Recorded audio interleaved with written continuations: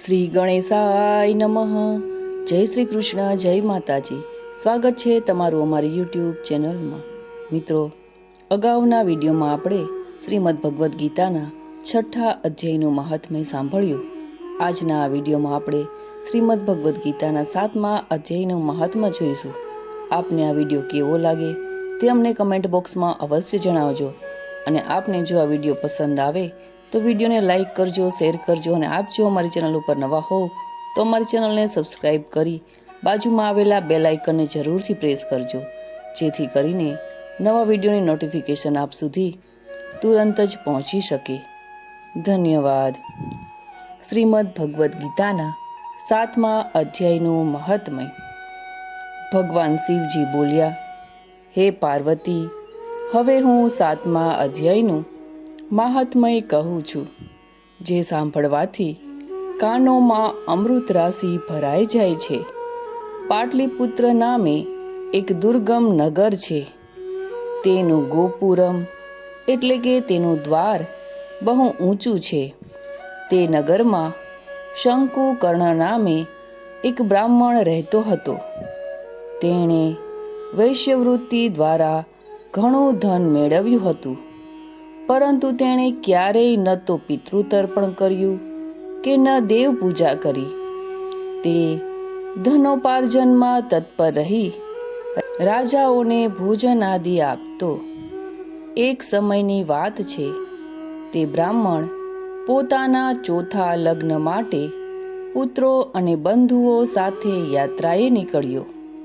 રસ્તામાં મધ્યરાત્રિએ જ્યારે તેઓ સૂતા હતા ત્યારે ક્યાંકથી આવીને સાપે તેને બાંયમાં દંશ દીધો. તેના દંશથી એવી સ્થિતિ થઈ ગઈ કે મણિ મંત્ર ઔષધિ વગેરેથી પણ તેની શરીરરક્ષા અસાધ્ય જણાય. તે પછી થોડી જ વારમાં તેનું પ્રાણ પંખેરું ઉડી ગયું. કેટલાક સમય પછી તે સર્પ યોનિમાં જન્મ્યો. તેનું ચિત્ત ધનની વાસનામાં બંધાયેલું હતું. તેણે પૂર્વના વૃત્તાંતને સ્મરણ કરી વિચાર્યું, મેં જે ઘરની બહાર કરોડોની સંખ્યામાં ધન દાટી રાખ્યું છે, તેનાથી આ પુત્રોને વંચિત કરી જાતે જ તેની રક્ષા કરીશ. એક દિવસ સર્પયોનિથી પીડિત થઈ પિતાએ સપનામાં પોતાના પુત્રો સામે આવી પોતાની ઈચ્છા જણાવી.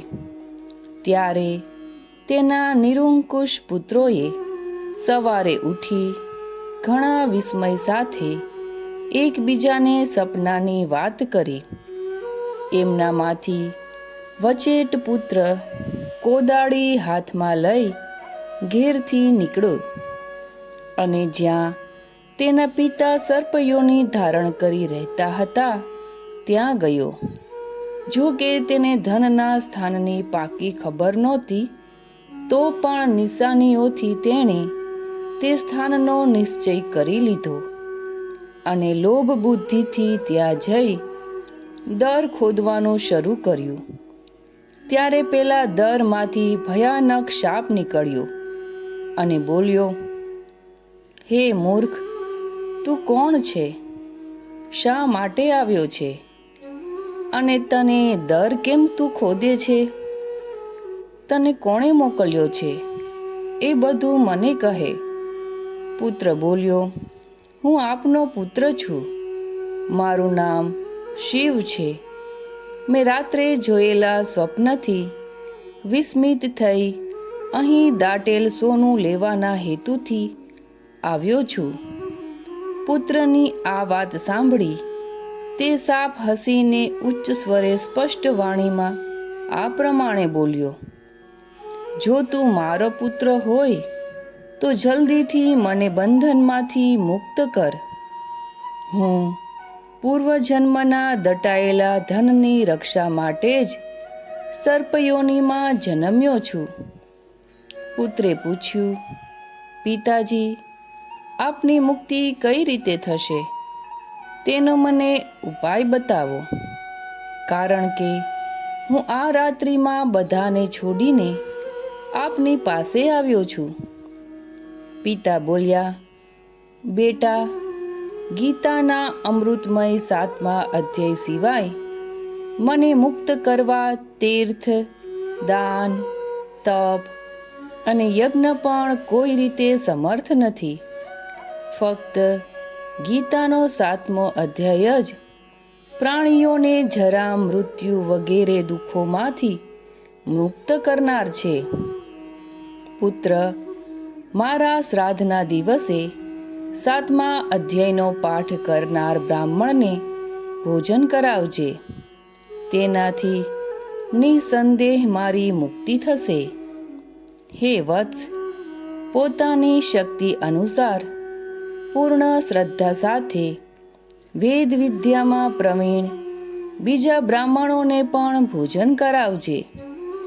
સર્પયોનીમાં પડેલા પિતાના આ વચનો સાંભળી બધા પુત્રોએ એની આજ્ઞાનુસાર તથા એથી પણ વિશેષ કર્યું. ત્યારે શંકુકર્ણે પોતાના સર્પ શરીરનો ત્યાગ કરીને દિવ્ય દેહ ધારણ કર્યો અને બધું ધન પુત્રોને આધીન કરી દીધું. પિતાએ કરોડોની સંખ્યામાં જે ધન વેચી આપ્યું હતું તેનાથી તે સદાચારી પુત્રો ઘણા પ્રસન્ન થયા. તેમની બુદ્ધિ ધર્મ કાર્યોમાં લાગેલી હતી.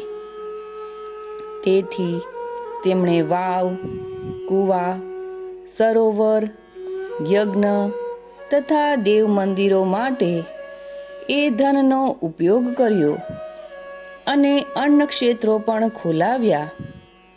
તે પછી 7મા અધ્યાયનો હંમેશા જપ કરતા મોક્ષને પામ્યા. હે પાર્વતી, આ તમને 7મા અધ્યાયનું મહાત્મય સમજાવ્યું, જેના શ્રવણ માત્રથી મનુષ્યો સર્વ પાપોથી મુક્ત થઈ જાય છે. તો મિત્રો, આજના આ વિડીયોમાં આપણે શ્રીમદ ભગવદ્ ગીતાના 7મા અધ્યાયનું મહાત્મય સાંભળ્યું.